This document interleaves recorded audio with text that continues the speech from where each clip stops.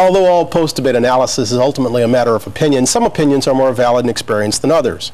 Bert Decker is founder and chairman of Decker Communications, a company that trains professionals to communicate effectively. Mr. Decker, good morning. Welcome back. Hi, Bryant. Thank you. First of all, give us your overall impression of the debate. It was a good debate. It got to the issues, and one of the key things that I think people really need to realize is debates are after the hearts and minds of the voters. This is a political debate. It's not an intellectual process. And one thing that Bob Dole did is he began to level the playing field. The key question is it too late?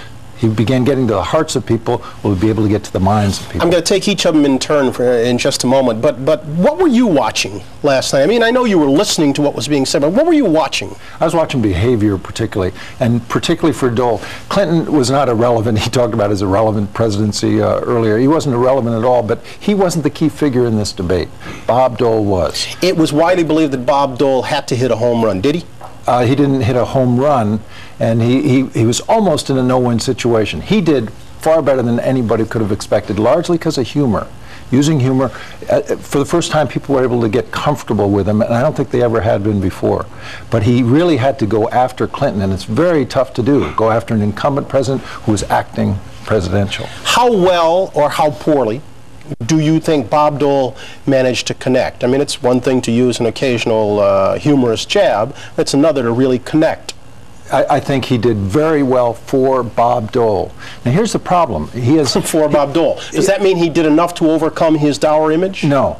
No, he didn't, because he has a lot of image to overcome, particularly in his own mindset. You see, he used to think, he's a legislator. We vote for leaders, not legislators.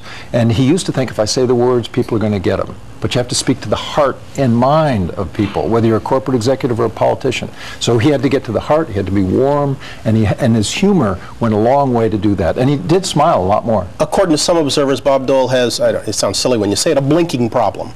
That he rapidly blinks when he speaks. Did it show itself last night? It sure did, and it always does. I'm amazed that people don't talk about it. These are subtle things, but you add them up. If you counted I counted 3 or 4 times, 30 blinks in 10 to 12 seconds. Now that's a lot. That's something like this, if the camera's on me and looking. That's more than 2 blinks a second. Now, people aren't going to say, well, he's blinking, I don't believe him. But what happens, those are subconscious things that connect or disconnect. What does it suggest? Does it suggest any degree of uncertainty about Absolutely. what one is saying? Yeah, yeah. A lack of confidence and certainty. If you take a look at Bill Clinton, who looks at the camera, in this case he looked at the camera continuously, but you look at the camera or your interviewer or whatever your audience, the listener, and you continuously look at them. You don't blink and you don't glance away and have your eyes going all over because you look nervous. What about the idea that President Clinton, perhaps in an effort to look and act presidential, lacked the same degree of passion that he displayed in '92? Do you think that's valid? Yeah, I think it's very valid. He played it safe. And if I was going to coach him on one thing to do next time, if he didn't want to play it quite as safe, he can continue to play it safe, I think, and do just fine. It would be more passion. Find the things that he gets passionate about, but he didn't act with a passion.